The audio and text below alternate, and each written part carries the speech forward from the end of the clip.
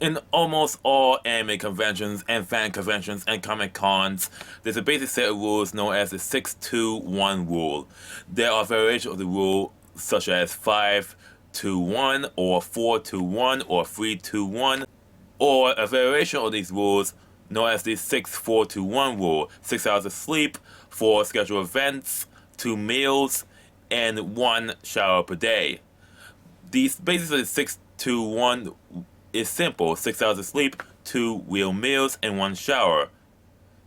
It's been a thing for all fan conventions and anime cons that for a lot of people, and for good reasons, for health and hygiene reasons. The first one for sleep, and you need to sleep at least 6 hours a day at a time or to have a proper rest. Some people can do with 5 hours or 4 hours or 3 hours of sleep. But 3 hours is the bare minimum you need to have sleep per day. And I'll tell you why. Because 3 hours is the bare minimum you need to sleep. Because I've actually stayed up for almost 48 hours during Katsucon 2008, which is an anime convention which was held in Washington, D.C. before it moved briefly to Crystal City, and then had its home hotel at the Gaylord National in 2010. I actually woke up from the University of Maryland dorms around 8 a.m. and went to the convention around 12 p.m. I did a lot of photography and photography during the time. All that stuff, I went out dozing off at rooms at night and playing video games at the video game room to keep myself up. But it was not until the morning of the next day, on Sunday morning, early Sunday morning, that the cold air and breakfast, the large breakfast known as the oil breakfast, got me up. It gave me the energy, kept going. But eating had its limits because I still need sleep and I started getting drowsy again.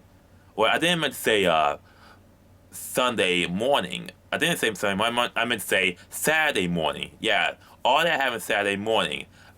Saturday morning was I ate breakfast and the cold air got me the energy, kept me going. But it has limits. I started getting drowsy again in Saturday evening, as if I'm walking drunk, but I was fully aware of what I'm doing.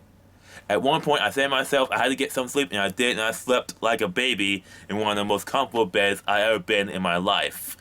At the what was it? It was a hostel in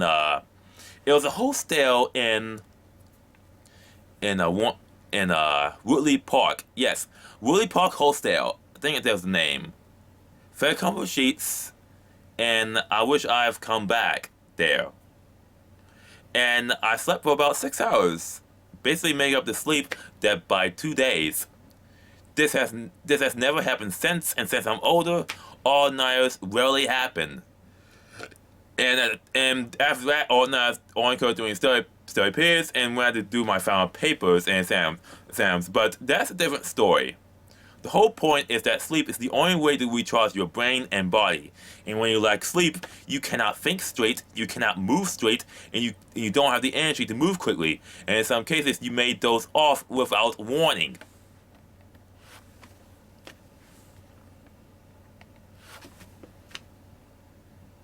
Now for meals. 2 meals a day, and those are supposed to be real meals, not snacks or candy or whatnot. Definitely not Pocky, and definitely not sports drinks. One of them has to be breakfast, and one of them can be a regular meal like a lunch or dinner. Even a basic hamburger or sandwich will do a world good counting towards that requirement. If anything, eat a sandwich. Meals don't have to be exaggerated. It can be basic, and you can also have a drink with it. Even water for Christ's sakes. This is why I talked about the 6-4-2-1 rule, which I thought it was for events.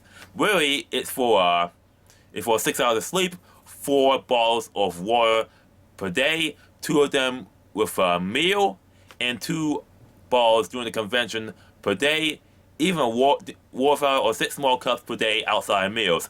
These days you can find water fountains at almost every convention center and hotel, and there's no excuse of doing so. Even at raising dances, there are places you can get water.